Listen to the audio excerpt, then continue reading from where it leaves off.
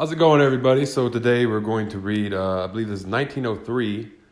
So this is To the Rural Poor by Lenin.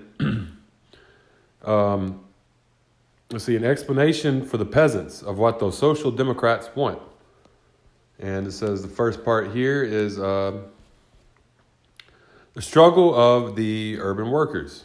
Let's see, this is To the Rural Poor. Let me make sure I got this right real quick. Yeah, let's see. To the rural poor, an explanation for the peasants of what the social democrats want.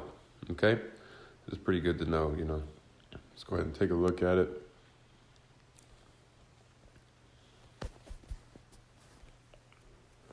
Okay, so this is the first section, the struggle of the urban workers. So let's get into it. Many peasants have probably already heard about the labor unrest in the towns.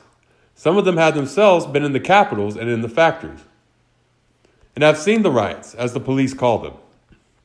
Others know workers who were involved in the unrest and were deported to their villages by the authorities. Others, again, must have seen the leaflets issued by the workers or pamphlets about the workers' struggle. Still, others have only heard stories about what is going on in the towns from the people with first-hand experience. Formerly, only students rebelled. But now thousands and tens of thousands of workers have risen in all the big towns. In most cases, they fight against their employers, against the factory owners, against the capitalists. The workers declare strikes.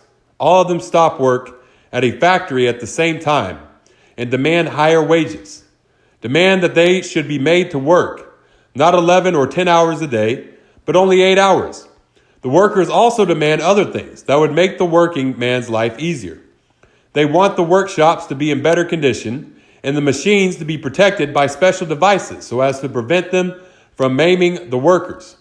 So they want their children to be able to go to school and the sick to be given proper aid in the hospitals. They want the workers' homes to be like human dwellings instead of being like pigsties. The police intervene in the workers' struggle. The police seize workers, throw them in the prison, deport them without trial to their villages, or even to Siberia. The government has passed laws banning strikes and workers' meetings.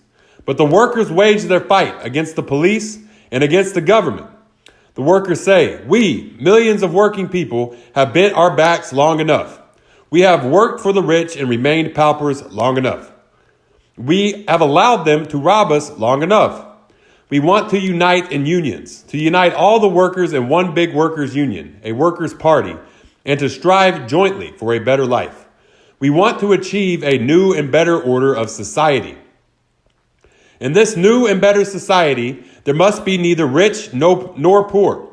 All will have to work. Not a handful of rich people, but all the working people must enjoy the fruits of their common labor. Machines and other improvements must serve to ease the work of all, and not to enable a few to grow rich at the expense of millions and tens of millions of people.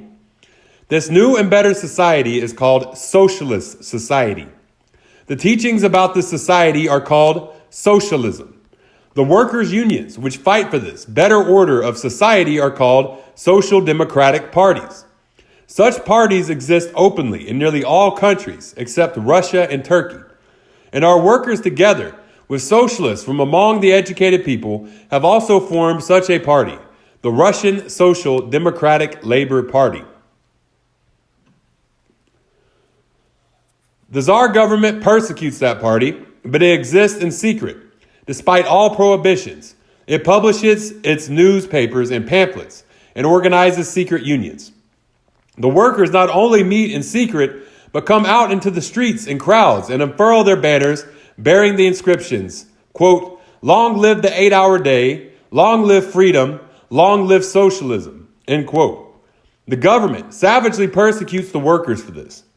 It even sends troops to shoot down the workers. Russian soldiers have killed Russian workers in Yaroslavl, St. Petersburg, Riga, Rostov-on-Don, and Zlatoust. But the workers do not yield. They continue the fight. They say neither persecution, prison, deportation, penal servitude, nor death can frighten us. Our cause is a just one. We are fighting for the freedom and the happiness of all who work. We are fighting to free tens and hundreds of millions of people from abuse of power, oppression, and poverty. The workers are becoming more and more class conscious. The number of social democrats is growing fast in all countries. We shall win despite all persecution. The rural poor must clearly understand who these social democrats are, what they want, and what must be done in the countryside to help the social democrats to win happiness for the people. Okay, yeah, if y'all want to follow me online, it's Marxist Off, Facebook, Twitter, YouTube, TikTok, Medium, Tumblr. Y'all follow me there. So next we're going to read What Did the Social Democrats Want? This is To the Rural Poor by Lenin. That was The Struggle of the Urban Workers. Okay, yeah, if y'all follow me there, Dodala Goi.